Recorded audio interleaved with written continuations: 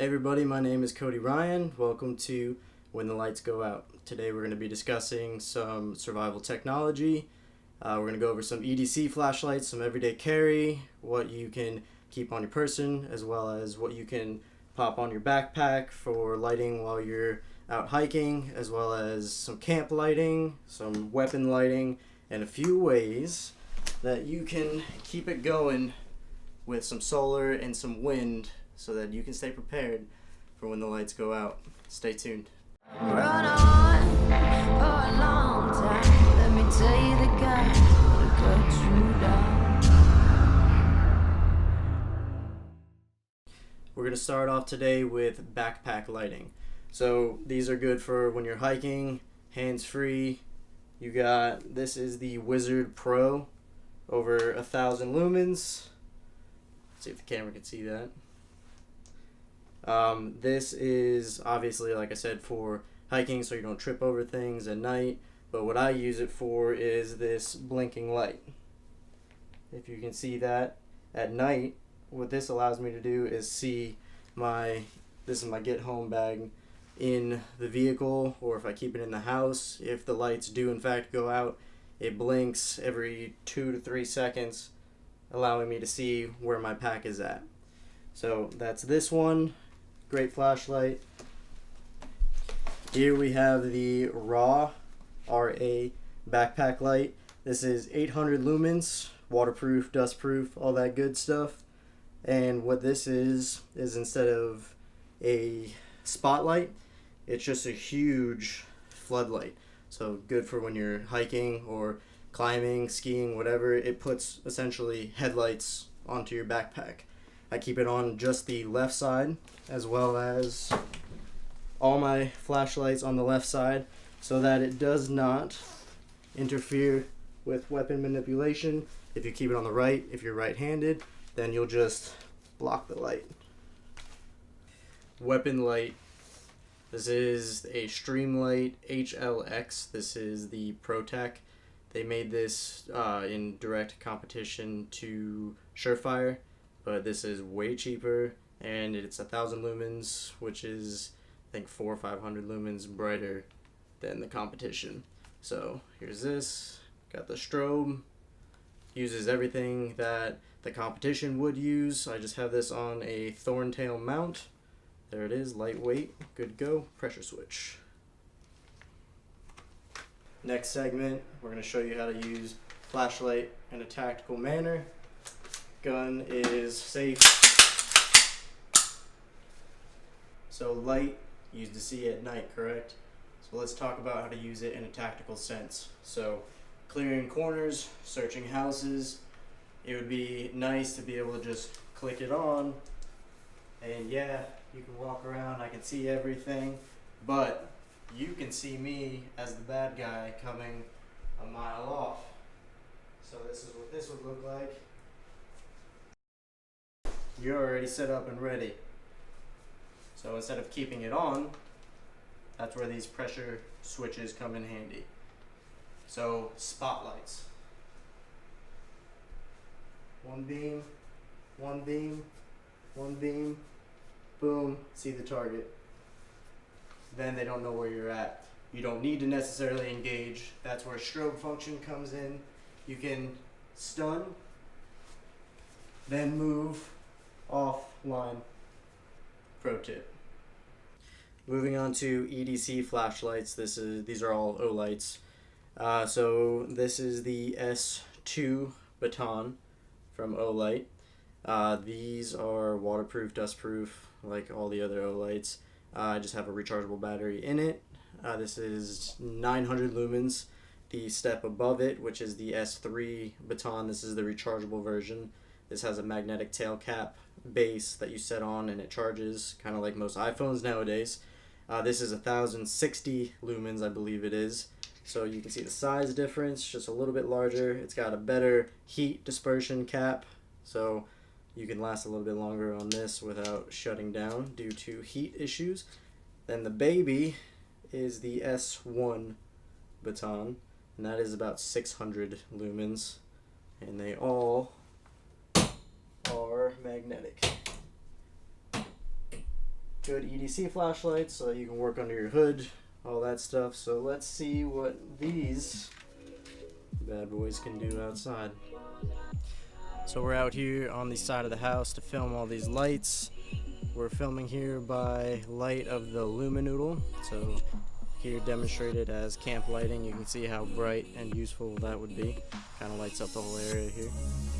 So you can see how dark it is behind me. So we'll start off with the RAW, or the RA, by Ropala. I'll put the link in the description for it. So here we go, one click. This is the low setting. Floodlight. Again, it's on my left shoulder, so you can be able to see more on the left. That's off. There would be the high setting, and I believe that is 800 lumens. But again, everywhere you go, you can see below, to the right, see above. So here, S2 baton. This is the 800 lumen. Turn this off.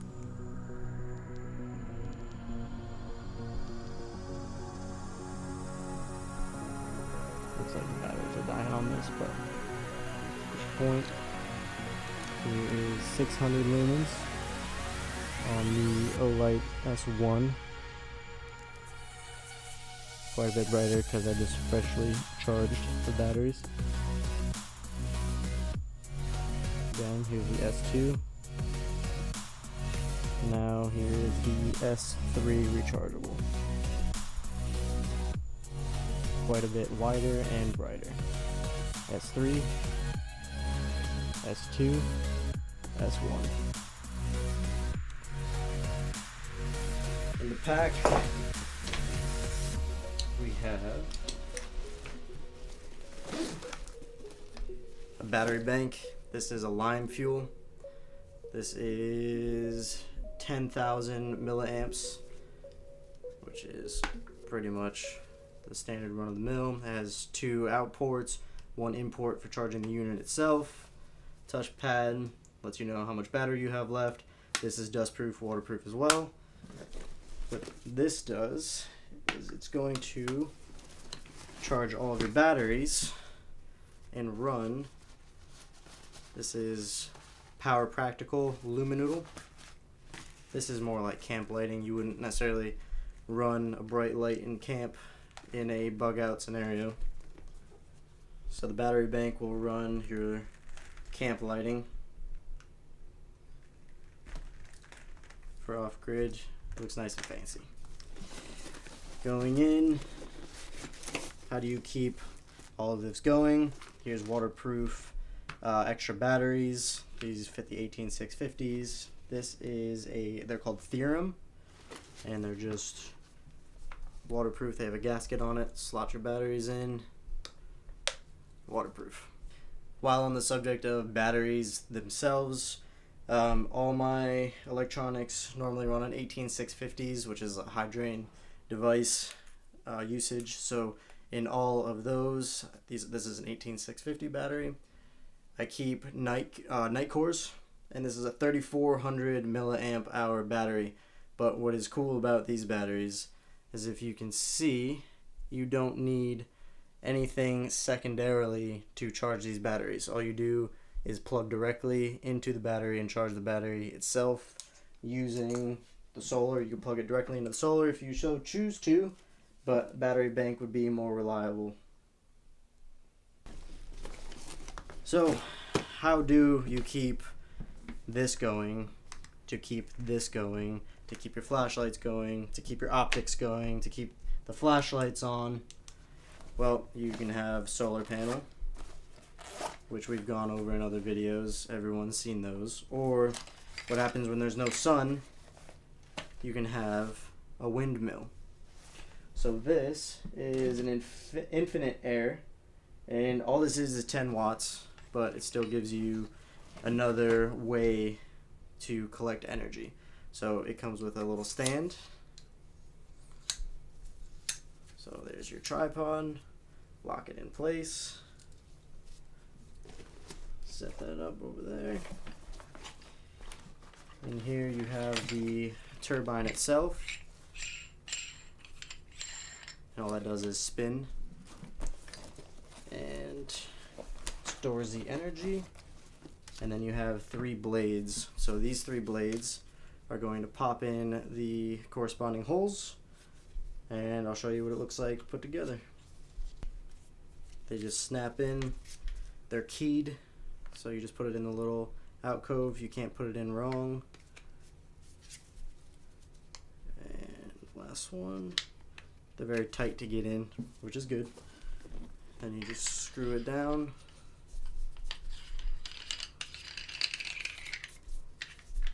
Make sure it's nice and tight. Then you take your tripod,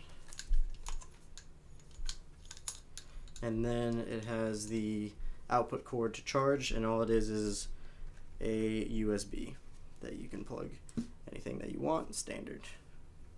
Everything is supposed to be ruggedized and weatherproof, but have yet to test that fully. So that'll keep everything charged, along with solar, but on rainy days you have everything covered. Solar, I keep in a waterproof, weatherproof really, but you can see other reviews of this online. This is the Magpul DACA pouch, and they run it right under a faucet. Everything stays dry. So it's a weatherproof zipper with paracord pulls, and inside I keep my solar panel. So this is 15 watts.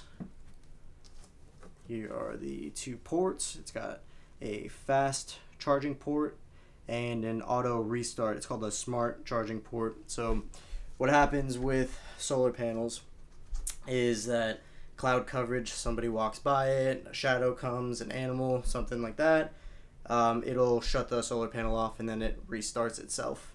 This will restart itself. A normal solar panel won't. It'll just cut off. You need to manually go in and restart the whole charging process. So this will restart about every 5 minutes. So the smart charging, you can just set it and forget it. So between the two, you can have all your goods charged.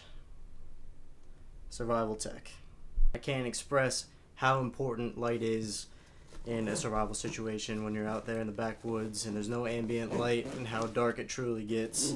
If nothing else, not for just seeing at night or doing camp chores, but searching houses for canned goods or something like that in a survival situation. This has been Cody Ryan with When the Lights Go Out. Stay tuned for next episode. We'll have links in the description below for everything that you saw down here.